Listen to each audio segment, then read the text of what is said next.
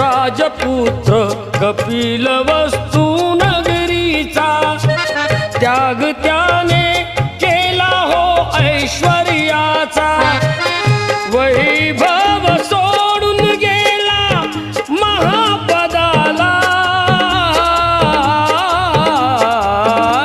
वंदू बुद्धाला चला वंदू धम्माला चला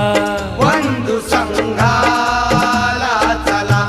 वंदू बुद्धाला चला